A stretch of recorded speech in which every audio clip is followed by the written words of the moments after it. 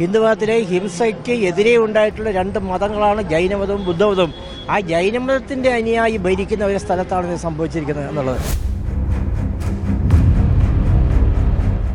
അടിസ്ഥാനമായിട്ടുള്ള ഇടതുപക്ഷത്തിന് മേൽക്കൈയുള്ള ഒരു നാടാണ് കേരളം. ഈ കേരളത്തിൽ അങ്ങനെ ഒരു ബില്ല് ഉണ്ടാക്കണം എന്നാണ് ഈ സമരത്തിൻ്റെ ആവശ്യം.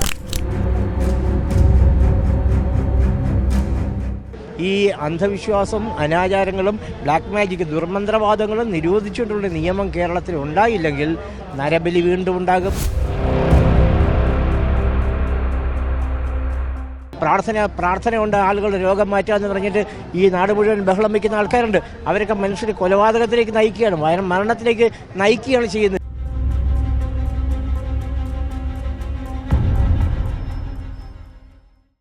നമസ്കാരം.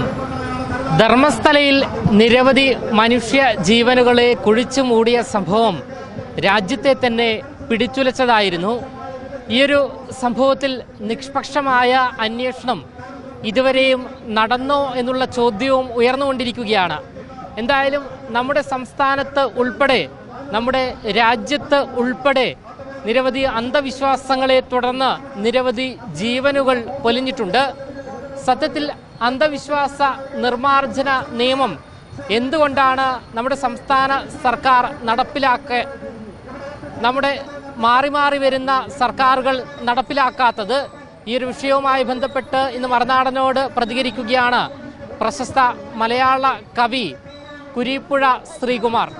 ഈ അന്ധവിശ്വാസത്തെ തുടർന്നുള്ള കൊലപാതകങ്ങളും മറ്റ് അനിഷ്ട സംഭവങ്ങളെല്ലാം തന്നെ നമ്മുടെ രാജ്യത്ത് വർദ്ധിച്ചുകൊണ്ടിരിക്കുകയാണ്. ധർമ്മസ്ഥലയിലെ ഉൾപ്പെടെ ആ ഒരു സംഭവം നമ്മൾ ഓർത്തെടുക്കുമ്പോൾ എന്താണ് പറയാനുള്ളത്?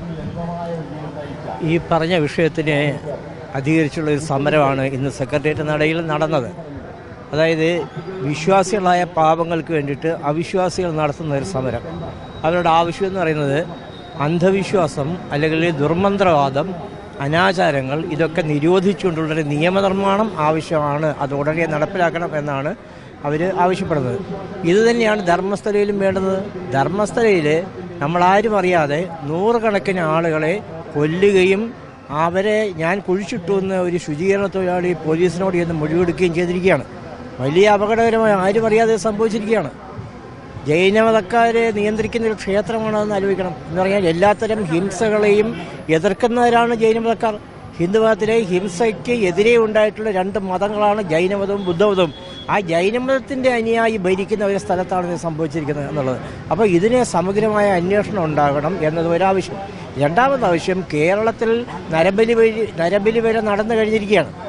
ഇന്ന് നരേന്ദ്ര ദബോൽക്കർ മഹാരാഷ്ട്രയിലുണ്ടായിരുന്ന ഒരു വലിയ ശാസ്ത്രബോധമുള്ള ഒരാളുടെ, ഡോക്ടർ നരേന്ദ്രൻ ദബോൽക്കർ എന്നാണ് അദ്ദേഹത്തിൻ്റെ മുഴുവൻ പേര്. അദ്ദേഹം രക്തസാക്ഷിയായ ദിവസമാണ്. അദ്ദേഹത്തെ വെടിവെച്ച് കൊല്ലുകയായിരുന്നു. വെടിവെച്ച് കൊല്ലാനുള്ള കാരണം എന്ന് പറഞ്ഞാൽ മഹാരാഷ്ട്രയിലെ മതവിശ്വാസികളായ സാധുക്കളെ രക്ഷിക്കാൻ വേണ്ടി അന്ധവിശ്വാസങ്ങളും ദുർമന്ത്രവാദങ്ങളും നിരോധിച്ചുകൊണ്ടുള്ളൊരു നിയമം ഉണ്ടാകണം എന്ന് മഹാരാഷ്ട്ര ഗവൺമെൻറ്റിനോട് ആവശ്യപ്പെടുകയും ആ നിയമത്തിൻ്റെ കരട് തയ്യാറാക്കി, ബില്ലിൻ്റെ കരട് തയ്യാറാക്കി കൊടുക്കുകയും ചെയ്തത് എന്ന കാരണം കൊണ്ടാണ് അദ്ദേഹത്തെ വെടിവെച്ച് വന്നത്. പക്ഷേ അതിനുശേഷം മഹാരാഷ്ട്ര ഗവൺമെൻറ് ആ നിയമം നിർമ്മിച്ചിരിക്കുകയാണ്. നടപ്പിലാക്കുന്നതിൽ അപാകതയുണ്ടോ ഇല്ലയോ എന്നുള്ളത് വേറെ വിഷയമാണ്. അടിസ്ഥാനപരമായിട്ട് ഇങ്ങനെ ഒരു നിയമം ഉണ്ടെങ്കിൽ ഒരാൾ കോടതിയിൽ പോകാൻ സാധിക്കും. പോലീസുകാർക്ക് ആത്മാർത്ഥമായിട്ട് ഇക്കാര്യത്തിൽ ഇടപെടാൻ സാധിക്കും. നിയമപരമായ പിൻബലത്തോടുകൂടി പോലീസിനകത്ത് ഇടപെടാൻ സാധിക്കും. അങ്ങനെ ഒരു നിയമം ആവശ്യമാണ്. അപ്പോൾ ഈ നിയമം മഹാരാഷ്ട്രയുടെ രാഷ്ട്രീയ കാലാവസ്ഥ നമുക്കറിയാമല്ലോ. അവിടെ ശിവസേനയുണ്ട്, BJP ഉണ്ട്, കോൺഗ്രസ് ഉണ്ട്, പ്രാദേശിക കക്ഷികൾ ധാരാളമുണ്ട്. അങ്ങനെയുള്ള ഒരു സ്ഥലമാണ് മഹാരാഷ്ട്ര. അതേസമയം കേരളം അങ്ങനെയല്ല. കേരളം സമ്പൂർണ്ണ സാക്ഷരതയുള്ള ഇടതുപക്ഷം, അതായത് വൈരുദ്ധ്യാധിഷ്ഠിത ഭൗതികവാദം അടിസ്ഥാനമായിട്ടുള്ള ഇടതുപക്ഷത്തിന് മേൽക്കൈയുള്ള ഒരു നാടാണ് കേരളം. ഈ കേരളത്തിൽ അങ്ങനെ ഒരു ബില്ല് ഉണ്ടാക്കണം എന്നാണ് ഈ സമരത്തിൻ്റെ ആവശ്യം. അങ്ങനെ ഒരു ബില്ല് ഉണ്ടാക്കാത്തത് എന്തുകൊണ്ടാണെന്ന് ഹൈക്കോടതി കേരള ഗവൺമെൻറ്റിനോട് ചോദിച്ചിരിക്കുകയാണ്. അപ്പോൾ ഇപ്പോൾ കേരള ഗവൺമെൻറ് പറയുന്നത് ഞങ്ങളതിനെക്കുറിച്ച് സമഗ്രമായിട്ട് ആലോചിക്കുന്നുണ്ട് എന്നാണ്. അപ്പോൾ ആലോചിച്ചാലും ഇല്ലെങ്കിലും ഇപ്പോൾ KT തോമസ് കമ്മീഷൻ വെച്ചിട്ട് ഒരു അന്വേഷണം ഇക്കാര്യത്തിൽ നടത്തി കഴിഞ്ഞിട്ടുണ്ട്.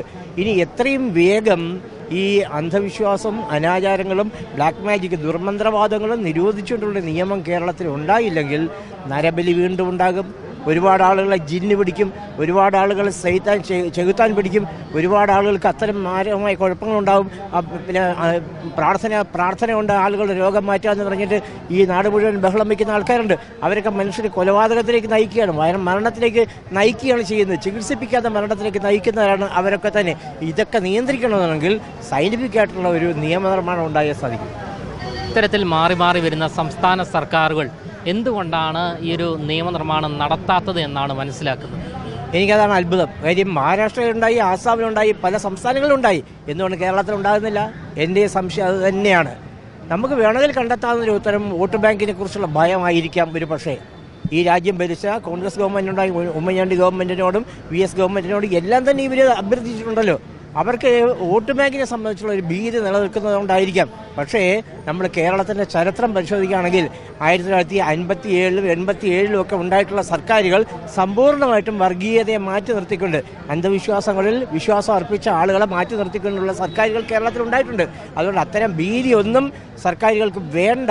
ഇടതുപക്ഷ ഗവൺമെൻറ്റാണ് പ്രധാനമായിട്ടും മുൻകൈയെടുത്ത് ചെയ്യേണ്ടത്. കാര്യം അവരാണ് ഇത്തരം പുരോഗമനപരമായ ആശയങ്ങൾ കേരളത്തിൽ പണ്ട് കാലം തൊട്ടേ EMS നമ്പൂതിരിപ്പാട് പൂണൂല് പൊട്ടിച്ച ആളാണ്, കുടുംബ മുറിച്ചു കളഞ്ഞ ആളാണ്. അങ്ങനെ പിന്നെ P കൃഷ്ണപിള്ള പിന്നെ ഗുരുവായൂരമ്പലത്തിൽ മണിയടിച്ച ആളാണ്, AKG ഗുരുവായൂരമ്പലത്തിൽ നിരാഹാരം കിടന്ന ആളാണ്.